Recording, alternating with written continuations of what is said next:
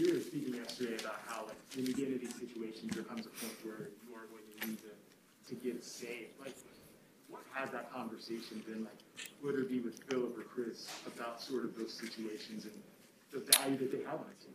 Yeah, I mean, those, number one, those guys they're real good players. They're good goaltenders. They've proven that over time in this league. Any of the individual conversations will stay exactly that individually. That, I'll be honest with you, it's more of a team conversation. We're as you go through stretches like this, it's really important to evaluate things for exactly what they are, and make sure we're doing it in detail. We do that every day. I look at our group here defensively, and you have to kind of tear into it a little bit and look at some of the underlying numbers, and those underlying numbers are excellent. When you really look at a lot of our defensive numbers, we're top 4 or 5 in the league in a lot of categories. Top 1 and 2 in many, and certainly the vast majority. And we're there in the top 10. So we're a good defensive team in a lot of respects. So where can we get better?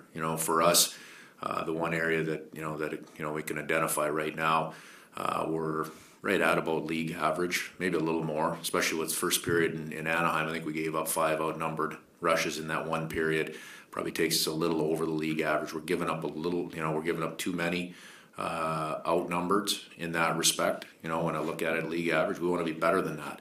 And then not only with that, when you do give those up, we need to find a way to defend and to get a stop on on one more of those. And when I say get a stop, that's a team conversation.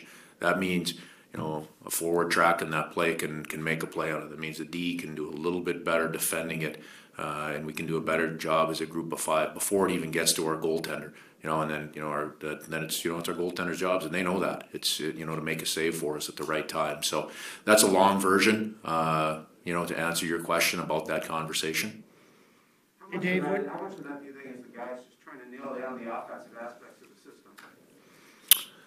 That's part of it, because a lot of times when you give out when you give up an outnumbered rush, sometimes it's just off a blatant turnover, right? It's plain to see. There it is. But a lot of times it's off a change of possession down low, rather than holding possession.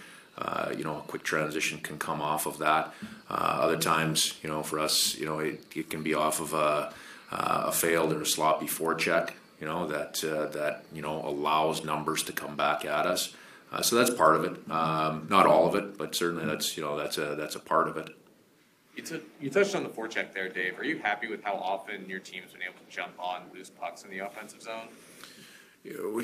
Over the last few games, we haven't been happy overall with our forecheck. We feel like we need to be better there. We're not a heavy team when we go in on the forecheck, right? We're not gonna. So we have to do it, in an effective way for us. So we need to have good reads. We need to be quick. It all starts with placement of the puck, putting it to a good area where we have an opportunity to forecheck it, and then. There's going to be times when the other team flat out makes good plays. They have good players. They're going to make good plays, and off of those, you're not always, like I said, you're not always going to come up with possession and get a great scoring chance.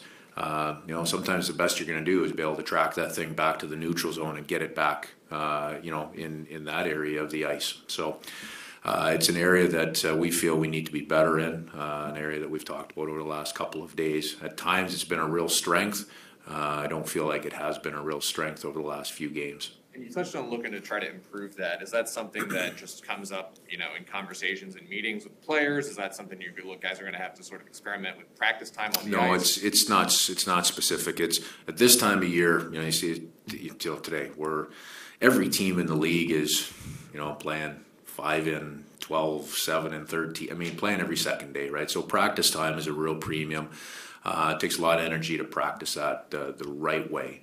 So we try to get our touches in it systematically during practice, but it's not a random conversation. It's a specific conversation, in that takes place, during our meetings or one of our pre-scout meetings.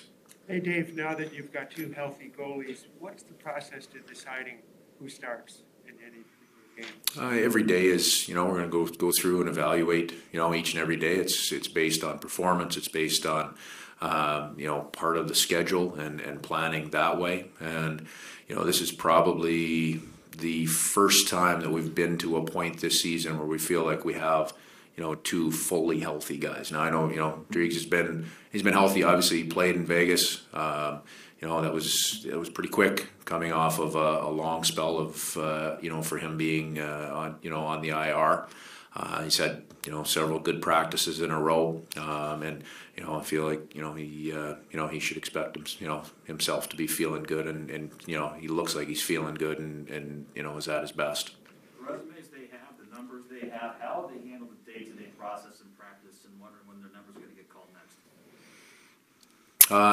Probably a better question for them. These guys show up, they're pros, they show up, they do their work. And if you speak to either of them, they'll both tell you they're ready to go whenever called upon. Dave, speaking of practices, you guys worked on your 6-on-5 situations the other day and it seemed to pay off last night. Are there any specific skill sets that differ from a 6-on-5 situation as opposed to a regular power play? Well, it is number one. Because you're adding a man, right? So you're in different spots. That's one of the first things. So if you look at our setup, guys are in similar spots to where they often are on the power play. But face-offs are different. Retrievals are a huge part of it, right? Retrievals on second pucks. And getting in the zone, so roles are different there with the numbers that you have, and from there again it's cohesion, right? This group is starting to have some of that cohesion. We've seen it over the last couple of nights. I mentioned after the game, the percentages of coming back from two. You guys probably know them better than I. I know they're not real high. They're probably 15-20% at best.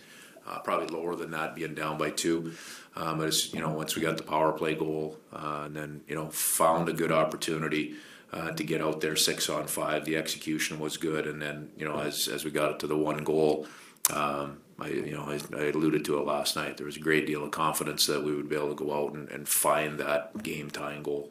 How about the timing behind pulling a goaltender? How's that changed since you started coaching? In general, it's earlier. And everybody has their own different philosophy on it.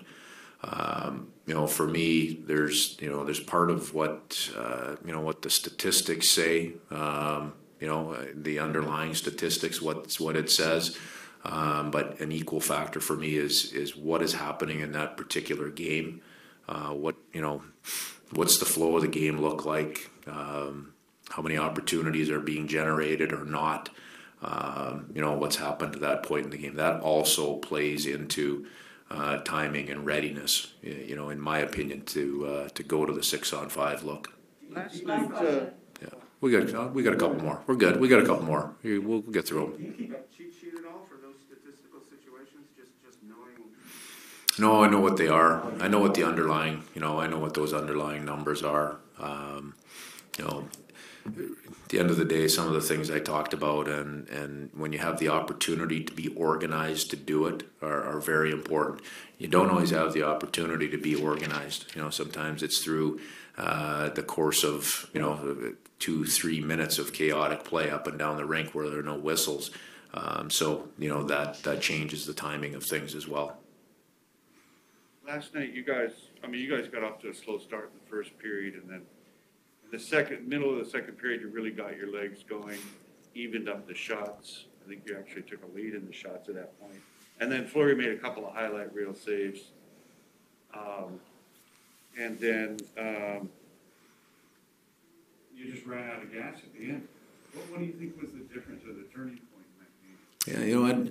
Yeah, I disagree that we ran out of gas. We ran out of time for sure. And that's the first period.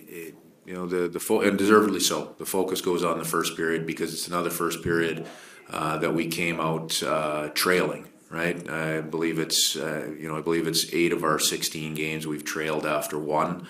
That's too much for us. So that's an area that we have to address. The first periods the last couple nights have been hard fought, I'll be honest with you. We didn't give up very much last night. If we had connected on a couple of our opportunities, we had a 2-on-1 in the first, I think the second shift of the game that just slid past Wenny's stick. Would have been a glorious scoring opportunity. We had another opportunity that was a 4-on-2. Unfortunately, I think we had some tired legs. We ended up not, being able to generate anything out of it. So it was a pretty hard fought first period. I felt like they were moving a little bit better than we were. So at the end of the day, that could be a good area of focus for us to come out, especially in our home building, and work. It's not just about the first goal, right? But it's that stat of not leading, after the first time or after the first period in half of our games is one that should catch our attention, and it's an important stat for us to address. The referees there were very few penalties last night. Mm-hmm. It used to be that the referees called a lot of hooking, a lot of holding. Last night's game, they just let the players play. Mm-hmm. Do you prefer that?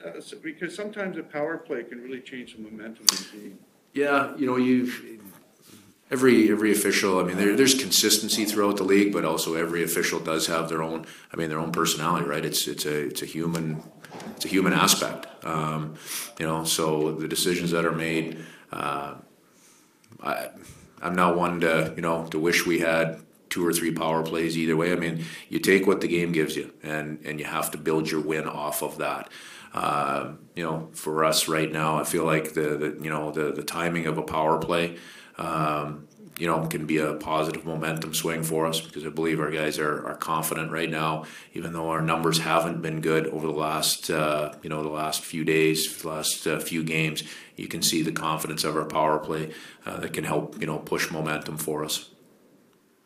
All set? Okay, thank you. Thanks, Dave.